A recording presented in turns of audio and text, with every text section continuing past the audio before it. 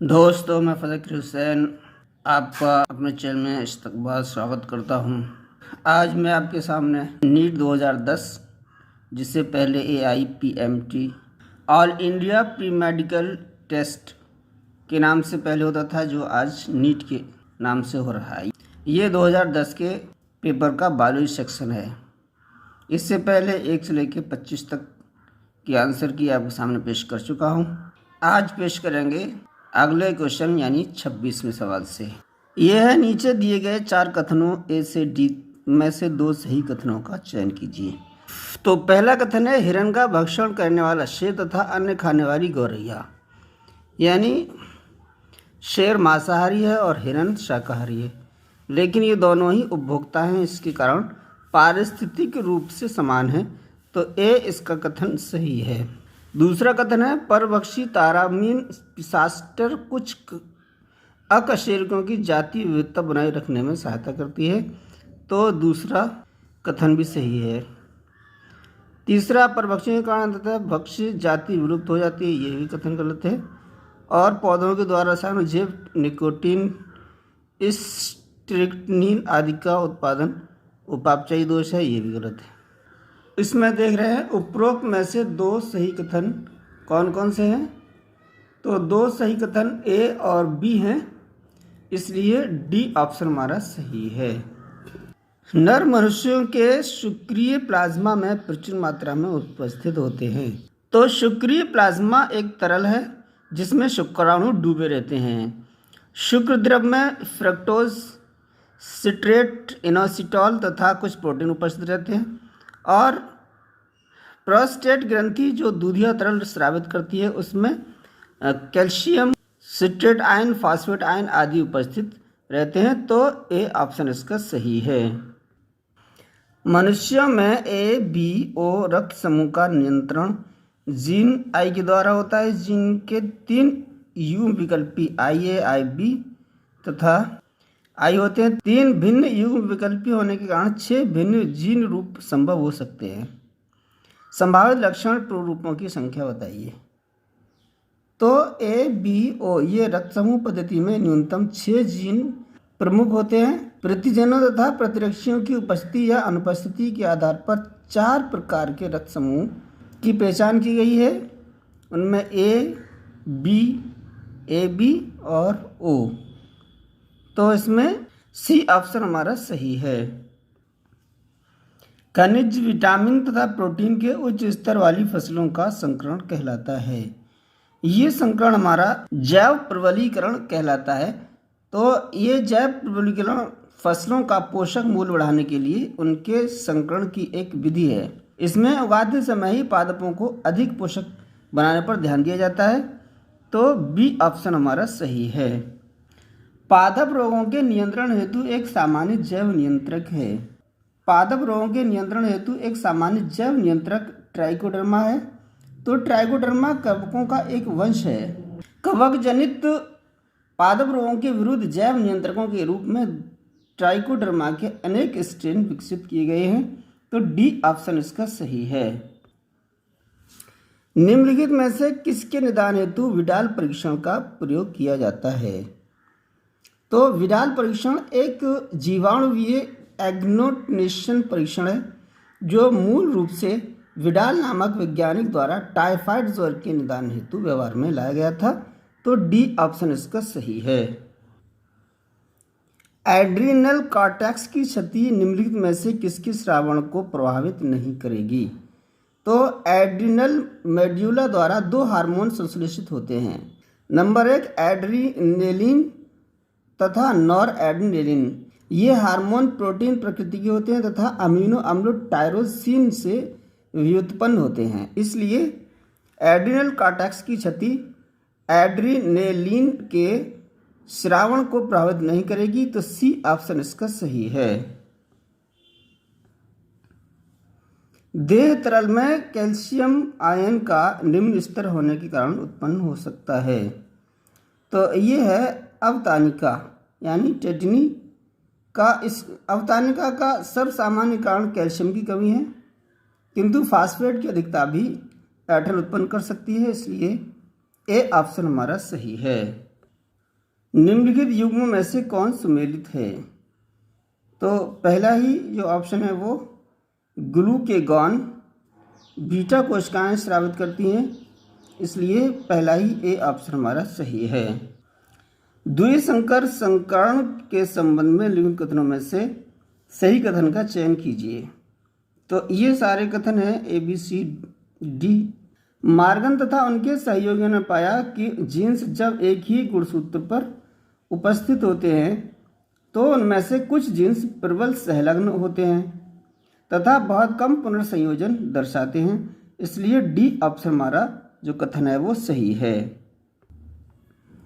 36वां प्रश्न है, मनुष्य के वृक्कों द्वारा उत्सर्जन के संबंध में निम्नलिखित में से कौन सा कथन सही है?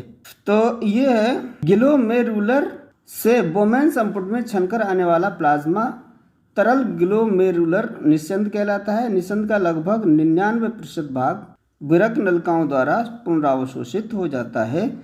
सी ऑप्शन जो है वो कथन सही है।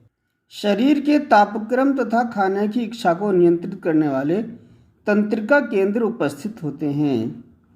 तो ये होते हैं हाइपोथैलेमस में। तो हाइपोथैलेमस में अनेक केंद्र उपस्थित होते हैं जो शरीर के ताप, खाने पीने की इच्छा आदि को नियंत्रित करते हैं। तो ए ऑप्शन इसका सही है। शाकाहारियों तथा अपघटनकर्ताओं के उपभोग हेतु उपलब्ध जैव भार कहलाता है।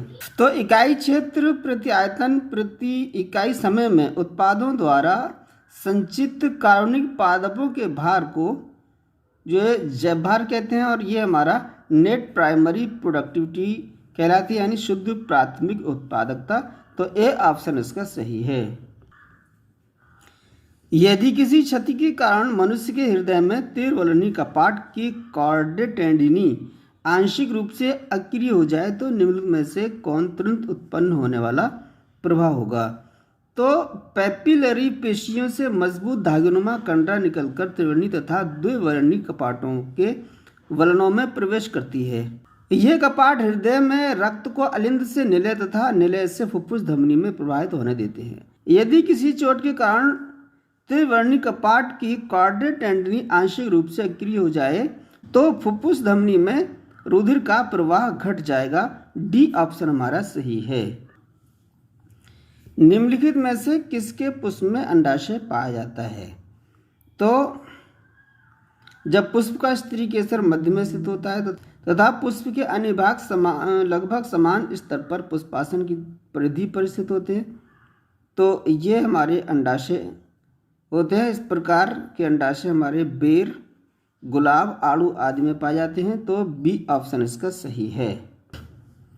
निम्नलिखित में से कौन उच्च जीवों में जीन क्लोनिंग हेतु एक वाहक के रूप में प्रयोग होता है? तो ये है हमारा रिट्रो विषाणु। ये रिट्रो विषाणु आरएनए युक्त जंतु विषाणु होते हैं।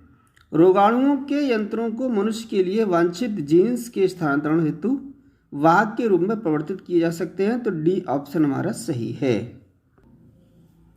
निम्नलिखित में से कौन जीन कूट या आनुवंशिक कूट का प्रमुख अभिलक्षण नहीं है? तो आनुवंशिक कूट अपभ्रष्ट होते हैं, संदिग्ध भी होते हैं और सार्वभौमिक भी होते हैं। तो ये हमारी जो अभिलक्षण है विशिष्टता, ये अभिलक्षण नहीं है। तो डी ऑप्शन हमारा सही है। निम्नलिखित में से कौन बाह्य स्थानीय संरक्षण का उदाहरण है? तो बाह्य स्थानीय संरक्षण से तात्पर्य जीवों का उनके प्राकृतिक आवास से बाहर किसी स्थान पर संरक्षण करने से है। तो इस प्रकार के संरक्षण में चिड़ियाघर, वानस्पतिक उद्यान, बीज बैंक तथा परागकण भंडारण आदि हैं। तो बी ऑप्शन हमारा सही है। कुछ निश्चित रेस्ट्रिक्शन एंजाइमों द्वारा डीएनए का निम्नलिखित में से कौन सा पैलिंड्रोमिक चारक क्रम लगभग मध्य में से सरलतापूर्वक काटा जा सकता है? तो ये है हमारा, ये नहीं काटा जा सकता, और ये है GATA-TG, ये CTA-CTA, ये भी नहीं काटा जा सकता। ये सी ऑप्शन में 5GAA-TTC और ये 5GAA-TTC। तो ये पैलिंड्रोमिक क्षारक क्रम लगभग मध्य में से काटा जा सकता है। तो सी ऑप्शन हमारा सही है। एड्स के संबंध में निम्न में से कौन सा कथन सही है? यह HIV किसी संक्रमित व्यक्ति के साथ भोजन करने से सिद्ध हो सकता है, ये नहीं है और ये भी नहीं है। उचित देखभाल तथा पोषण द्वारा एड्स के रोगियों का पूर्ण रूप से 100% की हो सकता है, ये भी नहीं है। तो डी ऑप्शन जो है वो देखते हैं, एड्स के रोगी में इम्यूनोडिफिशियेंसी वायरस नामक विषाणु सहायक टी लिम्फोसाइट्स को संक्रमित करता है तथा उन्हें मारकर नष्ट करता रहता है। तो देखें कि रोगकारी HIV रिट्रो विषाणु सहायक टी लिम्फोसाइट में प्रवेश कर जाता है तथा उसकी संख्या को घटा देता है। तो डी ऑप्शन हमारा जो सही है, ये कथन सही है। प्रकाशानुवर्ती झुकाव निम्न में से किसके असमान वितरण के परिणाम स्वरूप उत्पन्न होता है? तो 1926 में फ्रिट्ज वेंट ने खोजा कि एक अप्रमाणित यौगिक के कारण जई का प्ररोह प्रकाश की ओर झुक जाता है। इस प्रकाश की ओर झुकने को ही हम प्रकाशानुवर्ती झुकाव कहते हैं। तो वेंट ने खोजा कि जो ऑक्सीजन है इसके असमान वितरण के कारण ये प्रकाशानुवर्ती झुकाव होता है। तो डी ऑप्शन हमारा सही है। नीचे दी गई आकृति अजैविक कारकों के प्रति जीवों की अनुक्रिया का आरेखीय निरूपण करती है। इसमें A, B, C क्रमशः किसे प्रदर्शित करते हैं? तो ये हमारा ग्राफ दिया गया है, इसमें देख रहे हैं A जो है वो कांस्टेंट है, यानी बाह्य स्तर पर तो बढ़ रहा है लेकिन आंतरिक स्तर पर नहीं बढ़ रहा है, और B समान रूप से बढ़ रहा है, यानी बाह्य स्तर पर भी और आंतरिक स्तर भी, और C जो है वो पहले समान रूप से दोनों में बढ़ता है और फिर ये कांस्टेंट हो जाता है। तो A जो है वो नियंत्रक हैं, यानी स्तनधारी और पक्षी। B जो है वो समरूपी हैं, सभी पादप और 99% जंतु, और C जो है वो आंशिक नियंत्रक हैं। तो देखते हैं A, B, C यानी ऑप्शंस में A नियंत्रक, B समरूपी और C है आंशिक नियंत्रक। तो डी ऑप्शन हमारा सही है। निम्नलिखित में से किसमें नर तथा मादा युग्मकोद्भिद अनाश्रित तथा स्वतंत्र जीवी होते हैं? तो ब्रायोफाइट्स के जीवन चक्र में सर्वाधिक स्पष्ट अवस्था युग्मकोद्भिद होती है। ये अनाश्रित होते हैं तथा प्रजनन से संबंधित होते हैं, और ये है हमारा स्फेग्नम।